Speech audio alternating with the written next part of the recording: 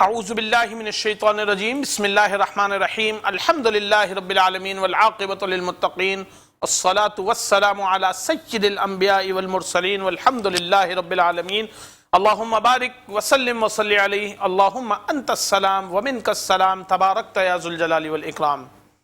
ناظرین کرام، پروگرام بابرکت رمضان کے ساتھ آپ کا میزبان مدثر فاروقی ایک مرتبہ پھر حاضر ہے آپ کی خدمت کے اندر میٹرو ون نیوز کے اوپر۔ ناظرین کرام، رمضان شریف کا مہینہ اپنی آب و تاب کے ساتھ چمک اور دمک رہا ہے۔ الحمدللہ تمام مسلمان دنیا بھر سے روزے بھی رکھ رہے ہیں، یقیناً تراویح میں قرآن پاک سن رہے ہیں، سنا رہے ہیں، ذکر اذکار ہو رہا ہے، اور جو عبادتیں ہو سکتی ہیں رمضان شریف کے اندر اس سب کا اہتمام کیا جا رہا ہے۔ ناظرین کرام، رمضان شریف کا مہینہ ہو اور زکوٰۃ ادا نہ ہو، آپ یقین جانیے کہ رمضان شریف کا حسن مانند پڑ جاتا ہے۔ یہ حقوق العباد کی ایک ایسی عبادت ہے کہ جس کو ادا کرنے سے ایک معاشرے کی تخلیق ہوتی ہے۔ ناظرین کرام، جو شخص اپنے مال سے زکوٰۃ وقت پر ادا کرتا ہے اور حق پر ادا کرتا ہے، آپ یقین جانیے کہ اس کا مال پاک اور صاف کر دیا جاتا ہے۔ اور جو لوگ زکوٰۃ ادا کرنے کے اندر چوکتے ہیں، جو لوگ اپنی زکوٰۃ وقت پر اور حق پر ادا نہیں کرتے، حق پر ادا کرنے سے مراد یہ ہے کہ جن لوگوں تک زکوٰۃ پہنچنی چاہیے اگر ان تک زکوٰۃ نہیں پہنچتی، جو لوگ یقیناً زکوٰۃ کے حقدار ہیں اگر ان تک زکوٰۃ نہیں پہنچتی، تو آپ یقین کیجئے کہ آپ کی زکوٰۃ ادا نہیں ہوتی۔ ناظرین کرام، قرآن پاک میں اللہ رب العالمین نے 70 مرتبہ سے زائد زکوٰۃ کا حکم فرمایا ہے۔ جہاں جہاں نماز، وہاں وہاں زکوٰۃ کا حکم فرمایا۔ وَأَقِيمُوا الصَّلَاةَ وَآتُوا الزَّكَاةَ۔ ناظرین کرام، نماز حقوق اللہ کو پورا کرتی ہے، زکوٰۃ حقوق العباد کو پورا کرتا ہے، کیونکہ میرے اور آپ کے دین کی بنیاد بھی حقوق اللہ اور حقوق العباد کے اوپر مبنی ہے۔ لا الہ الا اللہ محمد الرسول اللہ، کیونکہ دین لا الہ الا اللہ اسلام کی بنیاد اور حقوق العباد اس کی چھت، محمد الرسول اللہ جو ہے اس کی چھت ہے۔ ناظرین کرام، آج اس موضوع پر بات کرنے کے لیے میرے ساتھ پینل پہ موجود ہیں دارالعلوم کراچی کے استاد جناب مولانا مفتی عبداللہ نجیب صاحب۔ آپ دارالافتاء سے بھی تعلق رکھتے ہیں، آپ مفتی کرام ہیں۔ الحمدللہ میں آپ کا بڑا مشکور ہوں، آپ ہر دفعہ میرے ریکویسٹ کے اوپر تشریف لاتے ہیں، میرے پروگرام کو عزت بخشتے ہیں۔ آپ کے آنے سے لوگوں تک صحیح رہنمائی بات بھی پہنچتی ہے، الحمدللہ ایک صحیح اسلام کا پیغام پہنچتا ہے۔ میں اس کے لیے آپ کا بڑا مشکور ہوں، آپ ہر دفعہ میرے کہنے پر تشریف لاتے ہیں۔ آپ کے ساتھ موجود ہیں جناب حافظ حامد رضا صاحب، بہترین نعت خواں ثناگر ہیں۔ الحمدللہ آپ کی آواز نہ صرف کراچی پاکستان بلکہ پاکستان سے باہر دنیا بھر میں نعت کا شوق رکھنے والے لوگ آپ کو بالخصوص آپ کے نام سے اور آپ کی سریلی آواز سے آپ کو پہچانتے ہیں۔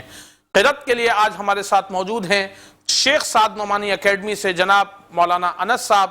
آپ سے ملتمس ہوں کہ آپ قرآن پاک کی تلاوت سے اس پروگرام کا آغاز کریں۔ آپ اس اکیڈمی سے تعلق رکھتے ہیں جدھر قراء تیار کیے جاتے ہیں اور ائمہ تیار کیے جاتے ہیں۔ شیخ سعد نعمانی اکیڈمی وہ اکیڈمی ہے جہاں پہ حافظ قرآن بنانے کے ساتھ ساتھ ناظرین کرام بچوں کو اس بات کی تربیت دی جاتی ہے کہ تربیت کے ساتھ ساتھ کہ قرآن پاک کی تلاوت امامت کے اندر کیسے کرنی چاہیے، تاکہ لوگ نماز پڑھنے اور تراویح میں قرآن پاک سننے والے کا دل قرآن پاک میں لگا رہے۔ اگر قرآن پڑھنے والا قرآن کو ترتیل کے ساتھ پڑھے، وَرَتِّلِ الْقُرْآنَ تَرْتِيلًا، قرآن کو ایسے پڑھے کہ لوگوں کے دلوں میں اس کی محبت پیدا ہو، تو جس کے دل میں آپ کے قرآن پڑھنے سے محبت پیدا ہوگی اس کا ثواب بھی آپ تک پہنچے گا۔ جناب قاری انس صاحب، آپ سے ملتمس ہوں کہ آپ میرے پروگرام کا آغاز اپنے تلاوت قرآن پاک سے کیجیے۔ اعوذ باللہ من الشیطان الرجیم، بسم اللہ الرحمن الرحیم۔ ان الذین فرقوا دینهم وكانوا شیعا لست منهم فی شیء انما امرهم الى اللہ ثم ينبئهم بما كانوا يفعلون۔ من جاء بالحسنة فله 10 أمثالها ومن جاء بالسيئة فلا يجزى إلا مثلها وهم لا يظلمون قل إنني هداني ربي إلى صراط مستقيم دينا قيما ملة إبراهيم حنيفا وما كان من المشركين قل إن صلاتي ونسكي ومحياي ومماتي لله رب العالمين لا شريك له وبذلك أمرت وأنا أول المسلمين قل أغير الله أبغي ربا وهو رب كل شيء ولا تكسب كل نفس إلا عليها ولا تزر وازرة وزر أخرى ثم إلى ربكم مرجعكم فينبئكم بما كنتم فيه تختلفون وهو الذي جعلكم خلائف الأرض ورفع بعضكم فوق بعض درجات ليبلوكم فيما آتاكم إن ربك سريع العقاب وإنه لغفور رحيم صدق الله العظيم جزاک اللہ خیر، احسن الجزا۔ قرآن پاک کی تلاوت فرما رہے تھے جناب مولانا قاری انس صاحب، آپ کا تعلق شیخ سعد نعمانی اکیڈمی سے۔ حضرت آپ کا مشکور، ایک مرتبہ پھر آپ میرے پروگرام میں تشریف لائے۔ قرآن پاک کی روشنی میں یہ بتائیے کہ زکوٰۃ ادا کرنے کا کیا حکم ہے اور کس طرح اس کو ادا کرنا چاہیے اور کن لوگوں کو ادا کرنی چاہیے؟ بسم اللہ الرحمن الرحیم، نحمدہ ونصلی ونسلم علی رسولہ الکریم، اما بعد۔ آپ کا شکریہ کہ آپ نے مجھے اپنے پروگرام میں دعوت دی۔ آپ نے موضوع بہت اہم چنا ہے اور زکوٰۃ اسلام کے بنیادی ارکان میں سے ایک رکن ہے، اور جیسے آپ نے اپنے انٹرو میں فرمایا تھا کہ قرآن کریم میں 70 سے زائد مقامات پر زکوٰۃ کا ذکر آیا ہے، اور نماز کے ساتھ 70 سے زائد جگہوں پر آیا ہے اقیم الصلاۃ الزکاۃ کر کے۔ تو جس طرح ان پر نماز فرض ہے، اسی طرح صاحب مال پر جو کہ عاقل بالغ مسلمان ہو، چاہے وہ مرد ہو یا عورت، اس کے اوپر زکوٰۃ بھی فرض ہوتی ہے اگر اس کے پاس مال ہے۔ زکوٰۃ ادا کرنا ہر مسلمان اس شخص کی ذمہ داری ہے کہ جو کہ صاحب مال ہو، چاہے وہ مرد ہو یا عورت، اور بالغ ہونا اور مسلمان ہونا اس کے لیے ضروری ہے۔ اور ادا نہ کرنے پر قرآن کریم اور احادیث کی روشنی میں اس پر بڑی سخت وعید بھی ہے۔ میں وعید سے شروع کرتا ہوں۔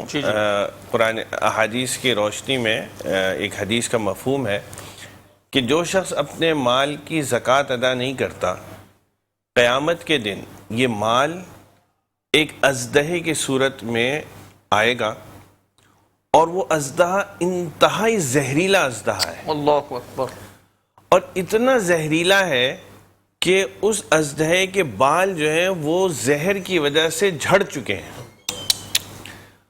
ویسا اژدہا اس کے گلے میں توق بنا کر، ہار بنا کر ڈال دیا جائے گا، اور وہ اژدہا اس کی بانچھیں کاٹے گا اور کہے گا کہ میں ہوں تیرا مال جس کی تو زکوٰۃ نہیں ادا کرتا تھا۔ تو یہ زکوٰۃ کا فریضہ جہاں پر ہے، اس کو یہ نہیں سمجھنا چاہیے کہ یہ ہماری مرضی ہے۔ ہر مسلمان پر اللہ تعالیٰ نے فرض کیا ہے، تو اس فریضے کو اچھی طرح ادا بھی کرنا چاہیے. ادا نہیں کریں گے تو یہ وعید ہے حدیث کی روشنی میں کہ وہ زہریلا ناگ بنے گا, سانپ بنے گا اور اس کے گلے میں ڈال دیا جائے گا اور وہ اس کی بانچھوں کو کاٹے گا. زکوٰۃ ادا کن کو کرنی چاہیے؟ زکوٰۃ ادا جو ہے وہ ہر مسلمان عاقل بالغ اور صاحب نصاب شخص کو کرنی چاہیے جس کی ملکیت میں 52.5 تولہ چاندی کے بقدر مال ہو اور اس پر 1 سال گزر چکا ہو. اس کا لوگوں میں تھوڑی سی یہ غلط فہمی ہے. ہر ایک یہ سمجھتا ہے کہ ہمیشہ صرف رمضان میں ہی زکوٰۃ ادا کرنی ہوتی ہے, لیکن انسان کو یہ دیکھنے کی ضرورت ہے کہ وہ سب سے پہلے مال کا مالک کب بنا. اب یہ ہر ایک انسان مختلف جہتوں میں بنتا ہے. کوئی بچپن میں ہو جاتا ہے, کسی کو جوانی میں ہوتی ہے, کسی کو کسی اسٹیج پر مال ملتا ہے. تو جس وقت وہ اتنے مال کا مالک بن گیا, آج کل کے حساب سے تقریباً 1,05,000 یا 10,000 روپے اس کا نصاب ہے, جو شخص یہ اتنے کا مالک بنا اور اس پر ایک دفعہ سال گزر گیا, یعنی 1 سال تک مسلسل اس کے پاس یہ رقم رہی, تو اس کے بعد پھر اس کو زکوٰۃ ادا کرنا ضروری ہے. زکوٰۃ کے ہر مال پر سال گزرنا کوئی ضروری نہیں ہے. یعنی شریعت نے آپ کو یہ مکلف نہیں بنایا ہے کہ ہر جو بھی پیسہ آپ کے پاس یا جو بھی مال آپ کے پاس آ رہا ہے آپ اس کو دیکھیں وہ سال گزر گیا اس پہ کہ نہیں گزر گیا. اگر یہ تکلیف انسان کے اوپر ہوتی تو پھر تو انسان کا حساب کتاب کرنا بڑا مشکل ہو جاتا اور وہ ہر وقت اسی جوڑ توڑ میں لگا رہتا ہے کہ میرے پاس یہ پیسہ آیا, یہ کتنے عرصے تک رہا, یہ آیا تو کتنے عرصے تک. بلکہ ضروری یہ ہے کہ انسان ایک ڈیٹ اپنی فکس کرے اور اس ڈیٹ کو فکس کرنے کے مطابق اس کا جو زکوٰۃ کا حساب ہے وہ اس کے حساب سے ادا کرے. چاہے اگر کسی کے فرض کر لیں 1 رمضان ڈیٹ بنتی ہے زکوٰۃ کی, تو وہ بس 1 رمضان کو کیلکولیٹ کرے گا کہ اس کے پاس اس کی ملکیت میں کتنا مال ہے اور اس کے حساب سے 2.5% زکوٰۃ ادا کرے گا. زکوٰۃ کن کن چیزوں پہ حضرت آتی ہے؟ کون سے اموال ایسے ہیں جن کے اوپر زکوٰۃ آتی ہے؟ یقیناً جو گھر استعمال کا ہے اس پہ زکوٰۃ نہیں ہوتی, گاڑیوں پہ نہیں ہوتی, لیکن کون کون سے ناظرین کرام کو بتائیے آپ کے میٹرو ون کے توسط سے جو آپ کو سن رہے ہیں کہ کون سے اموال ایسے ہیں جن کے اوپر زکوٰۃ آتی ہے. کچھ پراپرٹیز ایسی ہیں جو رینٹ آؤٹ ہوئی ہوتی ہیں, اس کے رینٹ پہ پراپرٹی آتی ہے یا اس کی پراپرٹی کی ملکیت کے اوپر آتی ہے, کیونکہ یقیناً اس کی نیت ہوتی ہے کہ ابھی تو 2-4 سال اس کے اوپر رینٹ کھاؤں گا لیکن 4 سال بعد اس کو بیچ بھی دوں گا, تو یقیناً اس میں اس کی تجارت کی بھی نیت ضرور ہوتی ہے. ساری زندگی وہ پراپرٹی نہیں رکھتا کیونکہ رہائش کا گھر تو اس کا ہے. کن کن اموال کے اوپر زکوٰۃ آتی ہے اس میں بتائیے آپ حدیث پاک کی روشنی کے اندر. 5 چیزوں پر زکوٰۃ ہوتی ہے. سب سے پہلے سونا ہے, چاہے وہ بسکٹ فارم میں ہو, چاہے وہ زیورات کی صورت میں ہو, چاہے وہ برتن کی فارم میں ہو, کسی بھی فارم میں اگر آپ کے پاس سونا ہے تو اس پر زکوٰۃ آئے گی. دوسری چیز ہے چاندی. چاندی کا بھی یہی ہے, چاہے وہ بسکٹ فارم میں ہو, چاہے برتن کے فارم میں ہو, چاہے آپ کے پاس زیورات کے فارم میں ہو. تیسری چیز ہے کیش. کیش چاہے وہ آپ کے گھر میں ہو, چاہے آپ نے بینک میں رکھوایا ہوا ہو, چاہے وہ آپ کے سیونگ اکاؤنٹ میں ہو, چاہے وہ TDR کے فارم میں ہو, چاہے کسی اور فارم میں ہو آپ کے پاس, تو یہ اس پہ بھی زکوٰۃ آتی ہے. چوتھی چیز وہ ہے جو آپ نے بیچنے کی نیت سے لی ہے. کوئی آپ نے مال لیا ہے, کوئی آپ اگر تاجر ہیں تو آپ کے پاس بہت ساری انوینٹری ایسی ہوگی جو آپ نے فروخت کرنے کی نیت سے لی ہوگی.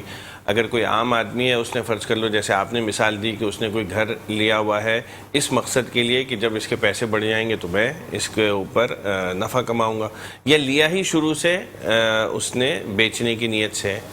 اور 5ویں چیز ہے ریسیویبلس, یعنی جو بھی اس نے کسی کو پیمنٹ کی ہے اور وہ آنی ہے, چاہے وہ کسی کو قرض دیا ہے تو آنا ہے, اس نے کوئی مال بیچا ہے اس کا ڈیٹ کھڑا ہے اس کو وہ آنا ہے. ان 5 چیزوں پر زکوٰۃ آتی ہے. ان 5 کو کیلکولیٹ کرے گا, سونا کتنا ہے, چاندی کتنی ہے, کیش کتنا ہے, اس کے پاس وہ چیزیں جو اس نے بیچنے کی نیت سے لی ہیں وہ کیا ہیں, اور جو اس کے پاس ریسیویبلس ہیں. اچھا, اس ریسیویبلس کے اوپر میرا آپ سے ایک سوال ہے مفتی صاحب کہ جیسے میں نے آپ کو مثال 10 لاکھ روپے دیے تو اس 10 لاکھ کی 25,000 روپے مجھ پہ زکوٰۃ بنتی ہے, وہ آپ نے ابھی نہیں دیے, آپ بعد میں دے دیں گے. ہمارا ایک وہ ہے کہ جی میں ابھی نہیں دے سکتا. تو یہ بتائیے کہ اس 10 لاکھ کیونکہ میرے تو آپ کے پاس ہیں, مجھے تو دینی ہے اس کی تک, آپ پر بھی اس 10 لاکھ روپے کی زکوٰۃ ہوگی کیونکہ اب وہ 10 لاکھ فی الحال آپ کی اس وقت ملکیت کے اندر موجود ہے نا, وہ تو کاروبار میں ہے یا جس فارم میں بھی آپ کے پاس ہیں. یہ بھی بہت اچھا سوال آپ نے کیا. یہ 5 تو وہ تھے کہ جس پر مجھے زکوٰۃ دینی ہے. جب میں اس کی کیلکولیشن کروں گا تو اس میں سے کچھ ڈیڈکشن بھی کرنا ہوگا مجھے. ڈیڈکشن میں قرض ڈیڈکٹ کروں گا, کوئی ایسی چیز جو میرے اوپر لاگو ہو گئی ہے میں اس کو ڈیڈکٹ کروں گا. تو یہ چیزیں جب میں ڈیڈکٹ کروں گا تو وہ اس میں سے منہا ہو جائیں گے. اگر آپ نے مجھے بطور قرض 10 لاکھ روپے دیا ہے اور مجھے وہ ادا کرنا ہے, میرے پاس اور اموال ہیں مثلاً فرض کر لیں کہ 1 کروڑ روپے کے, تو اس میں سے وہ 10 لاکھ روپے میں قرض کے طور کے مائنس کر دوں گا اور پھر ریمیننگ پر میں زکوٰۃ ادا کروں گا. تو وہ جو ایک مال پر 2 دفعہ زکوٰۃ نہیں ادا ہوگی کہ آپ بھی ادا کر رہے ہیں اور میں بھی ادا کر رہا ہوں. آپ اس کو ریسیویبل میں لے کر اس کو ادا کریں گے اور میں اس کو پیبل میں ڈیڈکٹ کر کے اس کو مائنس کر دوں گا. ناظرین اکرام، زکوٰۃ کے اوپر بیان فرما رہے ہیں جناب مفتی عبداللہ نجیب صاحب. آپ استاد ہیں دارالعلوم کراچی کے. بہت اچھی بات فرما رہے ہیں.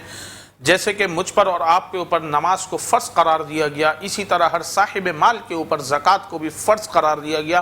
اس میں کسی قسم کی کوئی چھوٹ نہیں ہوگی.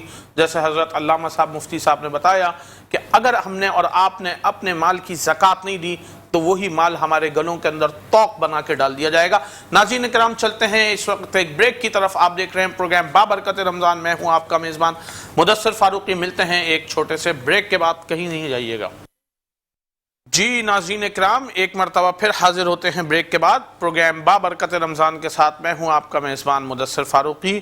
میرے ساتھ موجود ہیں مشہور و معروف ثناگر جناب حافظ حامد رضا صاحب. آپ کی حمد سے میں آغاز کروں گا. حضرت فرمائیے، کچھ اپنی حمد سنائیے ہمیں جس سے ہمارے دل منور ہو جائیں. اے میرے مولا مولا مولا مولا، اے میرے مولا مولا مولا، اے میرے مولا مولا مولا مولا، اے میرے مولا مولا مولا.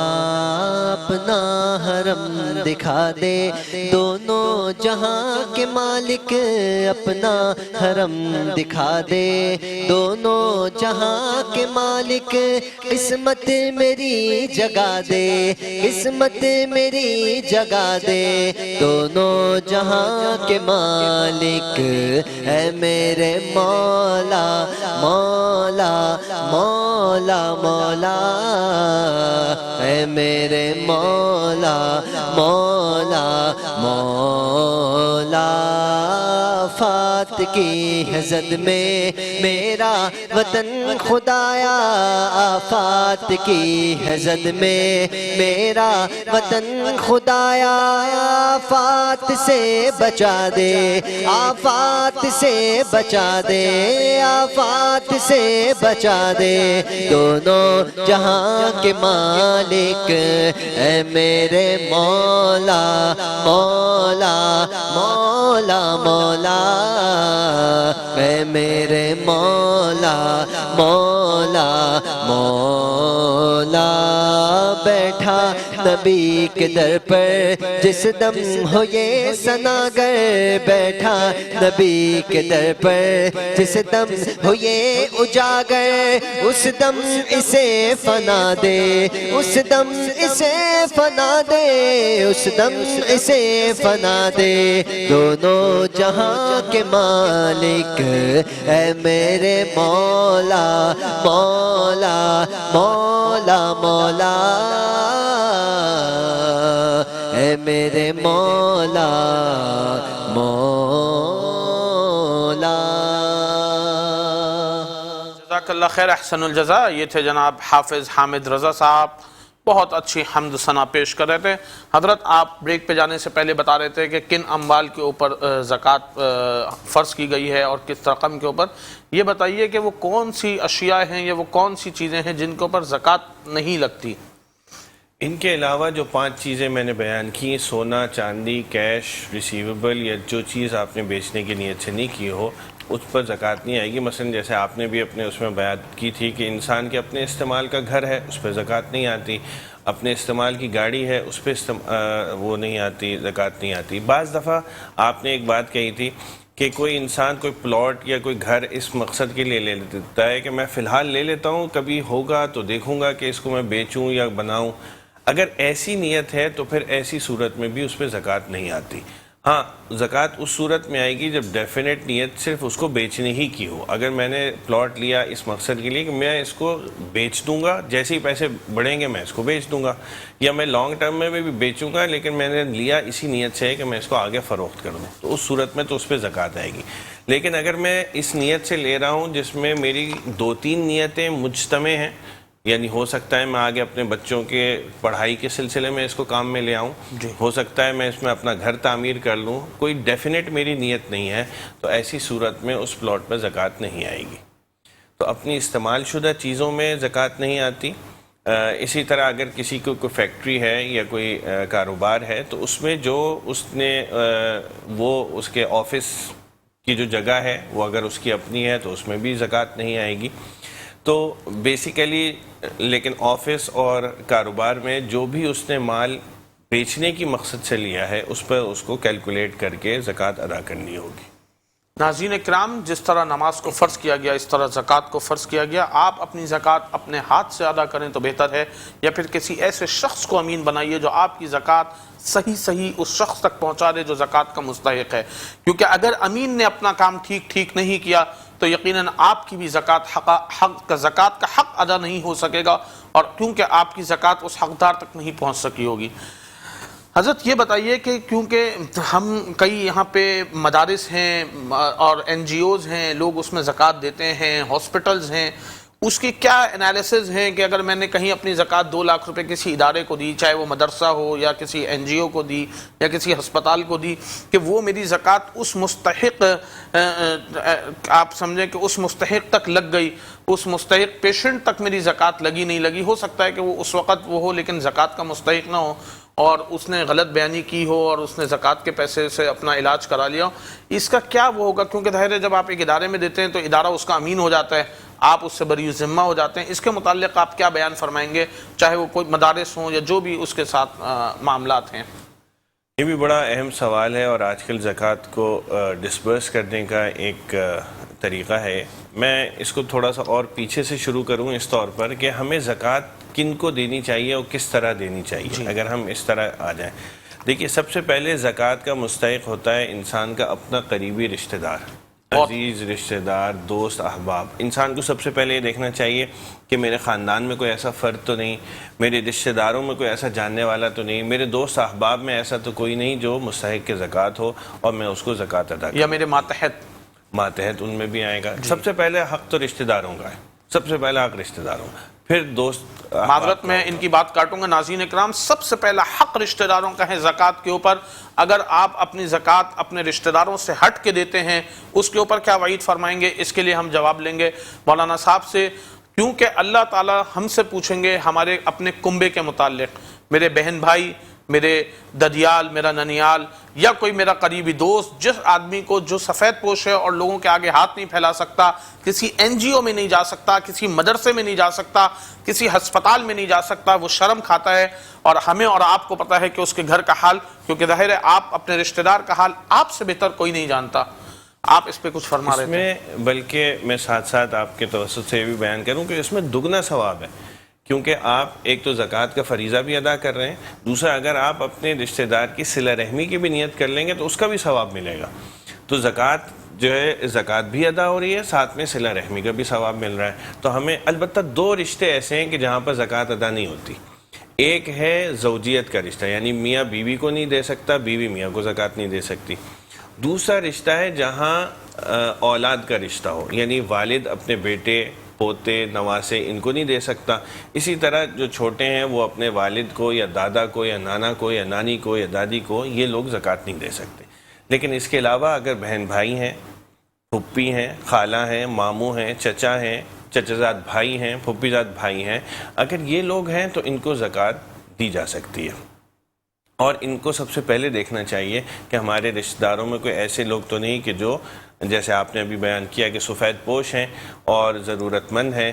بعض اوقات مقروض بھی ہوتے ہیں تو ہم ان کو زکوٰۃ ادا کریں. اور سب سے اچھی بات یہ ہے کہ ان کو زکوٰۃ ادا کرتے ہوئے آپ کو یہ بیان کرنے کی ضرورت نہیں کہ آپ زکوٰۃ دے رہے ہیں. آپ ان کو گفٹ کے عنوان سے، ہدیے کے عنوان سے بھی دے سکتے ہیں.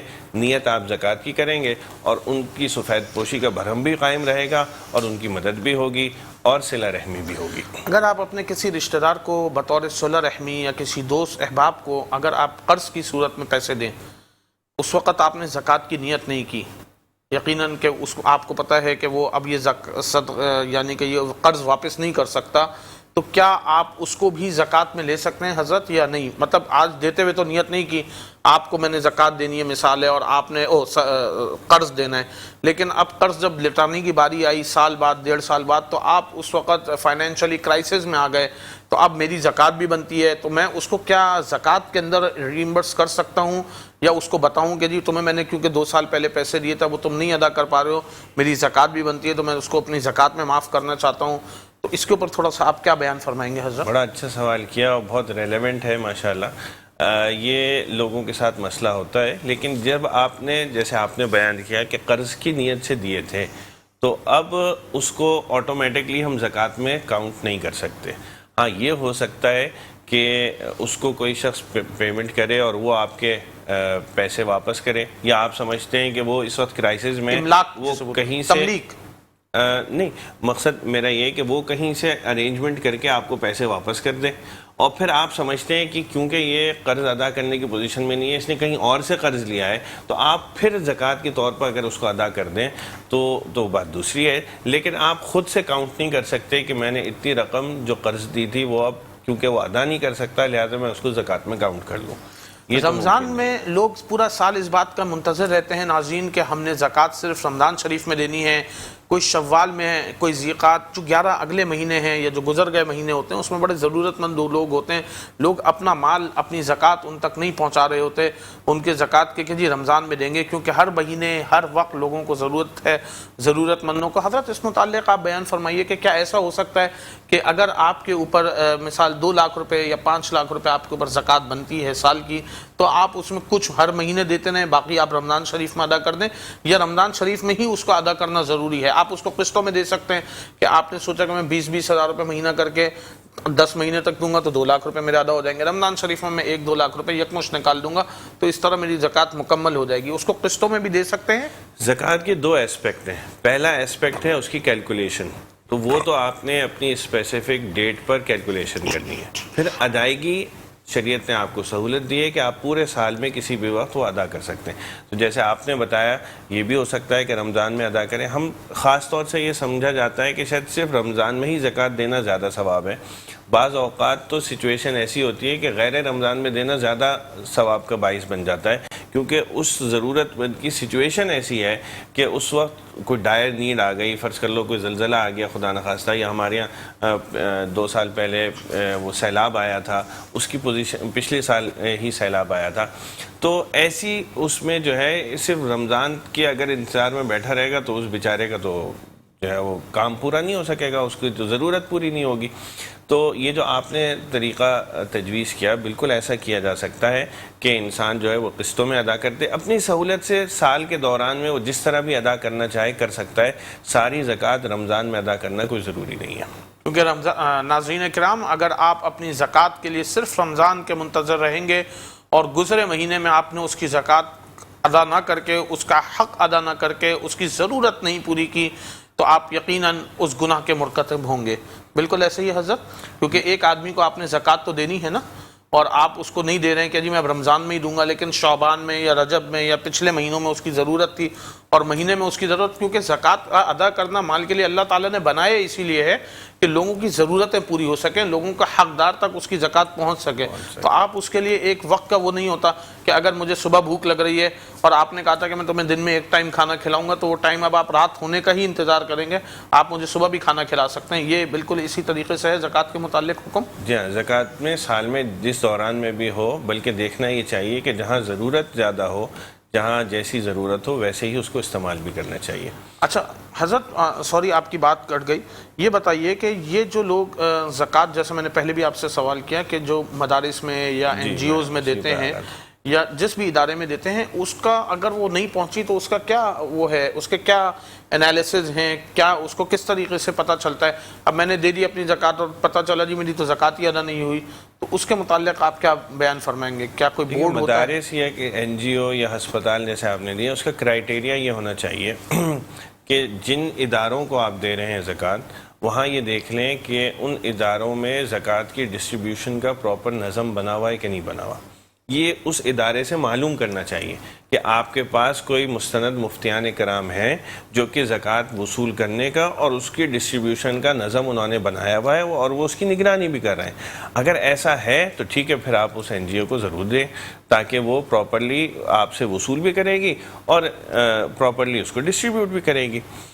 ہاں، اگر کوئی ایسا ادارہ ہے جس نے اپنے پاس نظم نہیں بنایا ہوا، اپنے ساتھ مستند مفتیان کرام کو وابستہ نہیں کیا ہوا، خود ہی جذبے میں آ کر اچھے جذبے کے ساتھ اس نے اگر زکوٰۃ وصول کر رہا ہے تو یہ بہت خطرناک چیز ہے، اس لیے کہ اگر وہ ادا نہیں کرے گا تو جہاں وہ گناہ گار ہوگا وہ بھی گناہ گار ہوگا، اور جس نے زکوٰۃ دی ہے اس کی زکوٰۃ بھی ادا نہیں ہوگی۔ تو یہ بہت بڑی ذمہ داری ہو جاتی ہے۔ لہٰذا اگر کوئی ادارہ کسی سے زکوٰۃ لے رہا ہے تو وہ اس بات کا لازم اہتمام کرے کہ اپنے ساتھ مستند مفتیان کرام ہو جو کہ اس زکوٰۃ کی رقم کی ڈسٹریبیوشن کا طریقہ ان کو بتائیں اور وہ انہی کے بتائے ہوئے طریقے کے مطابق اس کو ڈسٹریبیوٹ بھی کریں۔ ہمارے یہاں بہت سارے ہسپتال، بہت سارے ادارے ایسے ہیں جنہوں نے اپنے ساتھ ایسے مستند مفتیان کرام کو وابستہ کیا ہوا ہے اور وہ انہی کی رائے کے مطابق جو ہے اس کو ڈسٹریبیوٹ کرتے ہیں، جس سے زکوٰۃ کی رقم صحیح طریقے سے مستحق تک پہنچ جاتی ہے۔ زکوٰۃ اور صدقات یہ دو مختلف چیزیں ہیں، کیا آپ صدقات کا بھی کوئی تعین ہے یا صرف زکوٰۃ کا تو 2.5% تعین ہے اس میں؟ کیونکہ بات زکوٰۃ کی ہو رہی ہے اور زکوٰۃ کے ساتھ ساتھ صدقات کی بھی بات ہوتی رہتی ہے، تو میں چاہتا ہوں کہ میرے ناظرین کو آپ اس میٹرو ون کے توسط سے بتائیے صدقات کے اوپر آپ کیا بیان فرمانا چاہتے ہیں؟ زکوٰۃ تو فریضہ ہے جو ہمیں بطور فرض ادا کرنا ہوگا اور اس کو 2.5% ادا کرنا ہے۔ البتہ بہت سارے ایسے لوگ ہیں کہ جو زکوٰۃ وصول نہیں کر سکتے، مثلا غیر مسلم کو ہم زکوٰۃ نہیں دے سکتے، اسی طرح جو جناب نبی کریم صلی اللہ علیہ وسلم کے خاندان سے تعلق رکھتے ہیں، ہاشمی ہیں، سید ہیں، علوی ہیں، عباسی ہیں، ان لوگوں کو بھی ہم زکوٰۃ نہیں دے سکتے۔ یہ اس خاندان کا شرف ہے، کیونکہ زکوٰۃ تو ایک میل ہے جو ہم دیتے ہیں، تو یہ انتہائی مقدس ہستیاں ہیں، مقدس ہستیوں کا خاندان ہے، ان کو ہم یہ میل نہیں پیش کر سکتے، تو ان کو ہم زکوٰۃ کے مال سے مدد بھی نہیں کر سکتے۔ لیکن یہ پاسبلٹی ہے کہ ان میں سے کوئی ایسے لوگ ہوں جو کہ ضرورت مند ہو جائیں، تو پھر ان کو ہمیں غیر زکوٰۃ یا صدقات سے پھر ہمیں ان کی مدد کرنی چاہیے۔ صدقہ جو ہے وہ نفل ہوتا ہے، زکوٰۃ فرض ہے۔ یہ ایسے ہی ہے کہ جیسے ہمارے اوپر ظہر کی نماز فرض ہے اور نوافل جو ہے ہم جتنے جی چاہے ادا کر لیں، تو زکوٰۃ ہم پر فرض ہے اور صدقہ ہم اپنی مرضی سے جتنا جی چاہے کر سکتے ہیں، اور ہمیں اس بات کا اہتمام، اور صدقہ بھی ایسی چیز ہے جو اللہ تعالیٰ نے حدیث شریف کے مضمون سے ہمیں پتہ چلتا ہے کہ اس سے اللہ تعالیٰ کا غصہ ٹھنڈا ہوتا ہے، بلائیں دور ہوتی ہیں، تو ہمیں اس کا اہتمام کرنا چاہیے کہ ہم زکوٰۃ سے آگے بڑھیں اور صرف زکوٰۃ تک اپنے آپ کو محدود نہ رکھیں، بلکہ صدقہ کا بھی کچھ نہ کچھ اہتمام کرتے رہیں اور اپنی حیثیت کے مطابق اس کو بھی نکالیں اور صدقہ کریں، تاکہ اس کا بینیفٹ بھی لوگوں کو ملے اور ہمیں بھی اس کا ثواب مل سکے۔ زکوٰۃ کے اوپر بہت اچھی بیان فرما رہے ہیں جناب مولانا مفتی عبداللہ نجیب صاحب۔ ناظرین اکرام، چلتے ہیں ایک بریک کی طرف۔ آپ دیکھ رہے ہیں پروگرام بابرکت رمضان، میں ہوں آپ کا میزبان مدثر فاروقی۔ آتے ہیں ایک چھوٹے سے بریک کی طرف، بات کہیں مت جائیے گا، رہیے ہمارے ساتھ، بہت اچھی دین کی بات ہوتی رہے گی پروگرام بابرکت رمضان میں۔ جی ناظرین، ایک مرتبہ پھر حاضر ہوتے ہیں پروگرام کی بریک کے بعد۔ آپ دیکھ رہے ہیں پروگرام بابرکت رمضان، میں ہوں آپ کا میزبان مدثر فاروقی۔ ناظرین اکرام، جس طرح اللہ رب العالمین نے نماز کو فرض کیا، اسی طرح زکوٰۃ کو فرض کیا۔ بار بار قرآن پاک میں اس کا ذکر اس لیے آیا تاکہ معاشرے مضبوط ہو جائیں، لوگوں تک ان کا حق پہنچ جائے۔ امیر کو اللہ تعالیٰ نے امیر اس لیے بنایا کہ وہ اپنے مال سے صدقات دے، زکوٰۃ دے، خیرات دے، تاکہ جو لوگ جن لوگوں کو اللہ تعالیٰ نے نہیں دیا ان لوگوں تک آپ کا مال پہنچ سکے۔ اور صدقات کے متعلق بیان فرما رہے تھے مولانا مفتی عبداللہ نجیب صاحب۔ ناظرین کرام، میں نے سنا کہ جو تجارت کرنے والے لوگ ہیں، جو تاجر ہیں، وہ صدقات کا بڑا اہتمام رکھتے ہیں کہ دیکھیں زکوٰۃ جو ہے نا، زکوٰۃ وہ چیز ہے جو آپ اپنے مال پہ دیتے ہیں، یہ تو آپ کے اوپر فرض ہے اور آپ نے دینی ہے۔ جیسے آپ کسی اسکول میں پڑھتے ہیں، آپ نے اس کی فیس دینی ہے، کالج یونیورسٹی میں پڑھتے ہیں، آپ نے اس کی فیس دینی ہے، یہ تو وہ ہے۔ لیکن کسی اسکول کالج یونیورسٹی کے اندر اگر آپ فیس سے زیادہ چیریٹی دیتے ہیں، ڈونیشن دیتے ہیں، تو یقیناً وہ اس ادارہ بھی آپ کی ضرور عزت کرتا ہے کہ یہ فیس کے علاوہ بھی ہمارے لیے چیریٹی دیتا ہے۔ اسی طرح زکوٰۃ تو آپ نے بالکل دینی ہے، آپ کے اوپر فرض ہے، لیکن زکوٰۃ سے زیادہ جب آپ صدقات دیں گے تو وہ صدقات آپ کو یقیناً رزق کو بڑھاتا ہے۔ ناظرین کرام، سوال لیتے ہیں جناب علامہ صاحب سے۔ ناظرین، کچھ لوگ ایسے ہوتے ہیں دکھنے میں سفید پوش ہیں، الحمدللہ اچھے گھروں میں رہ رہے ہیں، ان کے پاس لیکن اموال جمع نہیں ہیں، اس وقت کرائسس میں ہے ملک، آپ کو پتہ ہے فائنینشلی صورتحال ایسی ہے، کرائسس والے معاملات میں چل رہے ہیں لوگ کہ ٹھیک ہے گھر تو بنا لیا تھا کسی وقتوں میں زمانے میں، اور آج کل ان کے پاس کاروبار نہیں ہے، نوکریاں نہیں ہیں، 2-2.5 کروڑ روپے کا گھر ہے اس کا کراچی جیسے شہر کے اندر۔ کیا ایسے لوگوں کو آپ زکوٰۃ دے سکتے ہیں یا نہیں دے سکتے تاکہ اس کا مہینے کا گزر بسر ہو جائے؟ نہ اس کے پاس سونا ہے، نہ اس کے پاس فالتو اموال ہے، نہ کوئی ایسی پراپرٹی ہے جو رینٹ پر ہے، اس کے متعلق آپ کیا بیان فرمائیں گے حضرت؟ جی ہاں، بہت اچھا اور ریلیونٹ آپ نے یہ سوال کیا۔ آج کل ہمارے معاشرے میں ایسے لوگ بھی بہت زیادہ ہیں، اور جس کی طرف آپ نے اشارہ کیا کہ ہمارا ملک پچھلے 1-1.5 سال سے خصوصاً بہت زیادہ کرائسس میں ہے۔ کرونا کے بعد بڑی لوگوں میں کرائسس آئے اور بڑے لوگ آپ سمجھیں کہ کرونا کے بعد سے لوگ سنبھل نہیں سکے، کچھ لوگ مکانات میں تو رہ رہے ہیں اپنے اپنے، لیکن پھر بھی بہت مسائل ہیں، بہت دفعہ جاب لیس ہو گئے ہیں، بعض لوگوں کے کاروبار جو ہیں وہ کم ہو گئے ہیں یا ٹھپ ہو گئے ہیں۔ تو ایسے لوگوں کی مدد کرنے میں کوئی حرج نہیں ہے، بلکہ ایسے لوگوں کو زکوٰۃ دے سکتے ہیں۔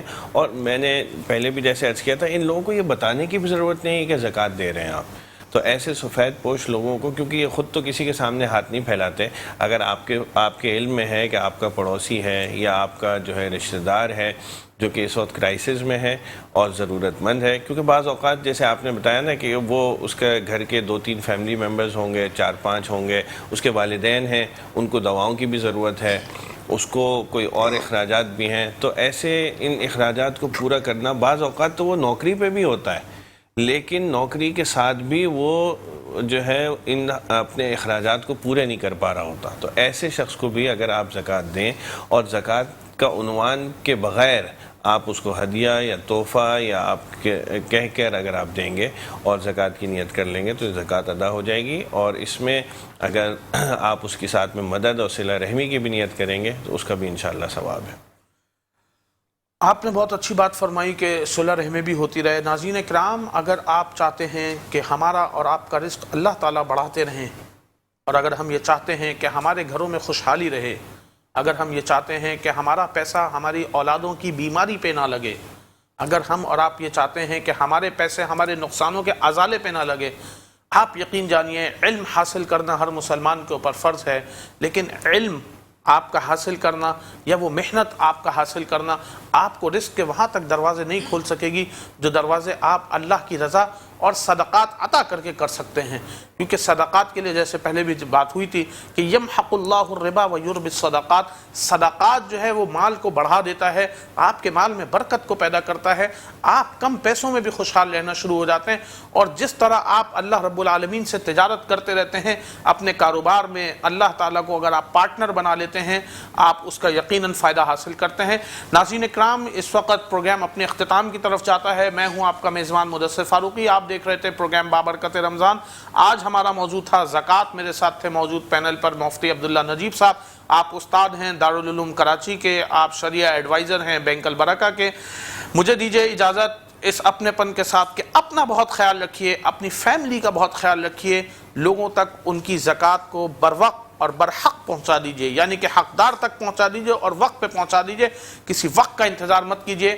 پھر ملیں گے ایک پروگرام میں، اگلے پروگرام میں ایک دفعہ پھر ملاقات ہوگی نئے پینل اور نئے موضوع کے ساتھ۔ میرے ساتھ موجود ہیں میرے بھائی حافظ حامد رضا صاحب، انہی کی نعت کے ساتھ ساتھ ہمارا پروگرام اپنے اختتام کو پہنچے گا۔ مجھے اجازت دیجئے، السلام علیکم ورحمۃ اللہ۔